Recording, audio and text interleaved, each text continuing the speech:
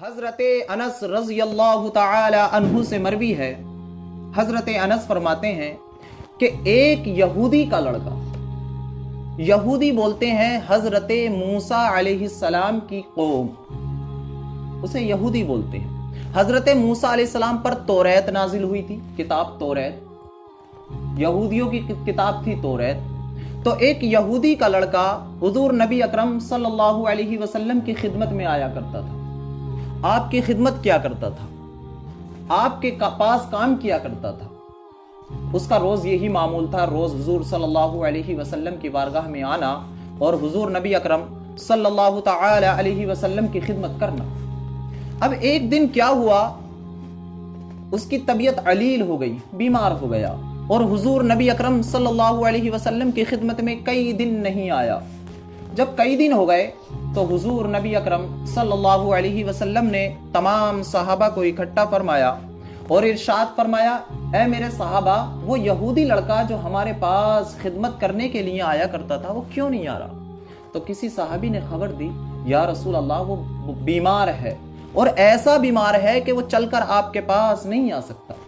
تو حضور نبی اکرم صلی اللہ تعالی علیہ وسلم نے ارشاد فرمایا، چلو میرے صحابہ، سب کے سب اس کی عیادت کے لیے چلتے ہیں۔ اس سے پتہ چلا اگر کوئی کافر بھی ہے اور ہماری دوستی ہے، تعلقات ہیں، تو ہم اس کی عیادت کے لیے جانا چاہیے، اس کی بیمار پرسی کے لیے جانا چاہیے۔ اور جب ایک غیر مسلم کی بیمار پرسی کے لیے جانا چاہیے، تو اگر کوئی ہمارا مسلمان بھائی بیمار ہو جائے، کسی مصیبت میں گرفتار ہو جائے، کسی پریشانی میں گرفتار ہو جائے، اگر بیمار ہو جائے، تو ہمیں اپنے مسلمان بھائی کی عیادت کے لیے، بیمار پرسی کے لیے جانا چاہیے۔ اور حضور ارشاد فرماتے ہیں کہ جو مسلمان کسی مسلمان کی عیادت کے لیے جاتا ہے، اس کی بیماری میں اسے دیکھنے کے لیے جاتا ہے، جب تک وہ گھر واپس نہیں آتا تب تک جنت کی کیاری میں رہتا ہے، اللہ کے راستے میں رہتا ہے۔ اس لیے مریضوں کی عیادت کرنی چاہیے، مریضوں کی بیمار پرسی کرنی چاہیے۔ حضور نبی اکرم صلی اللہ علیہ وسلم نے تمام صحابہ کو لیا، کچھ صحابہ حضور نبی اکرم صلی اللہ علیہ وسلم کے ساتھ چلے اور سب کے سب اس کی عیادت کے لیے چل دیے۔ حضور نبی اکرم صلی اللہ علیہ وسلم جب صحابہ اکرام کو لے کر چلے تو وہاں جا کر دیکھا وہ بستر پر لیٹا ہوا تھا، بستر پر، اور اس کے سرہانے بیٹھا ہوا اس کا باپ توریت کھولے ہوئے تھا، توریت، اور توریت پڑھ رہا تھا۔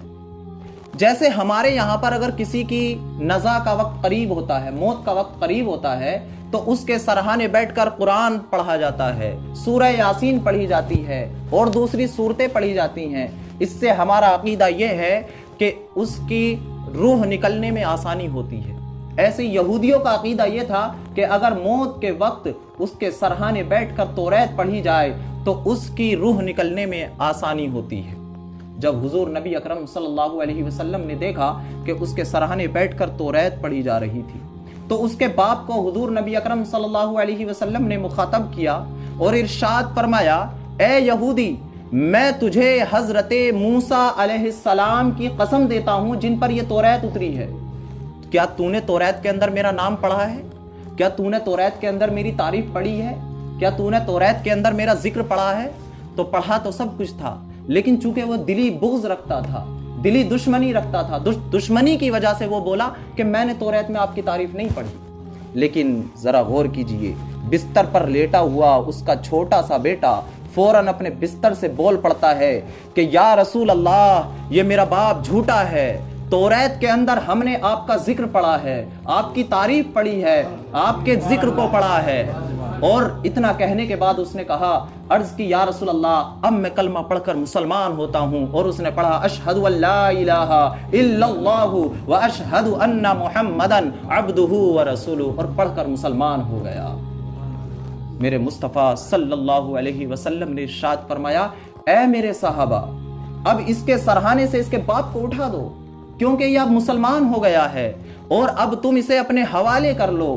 اور اگر اس کو موت آ جائے تو اس کو غسل تم دینا، اس کو کفن تم دینا، اور پھر اس کی نماز جنازہ پڑھ کر تم دفن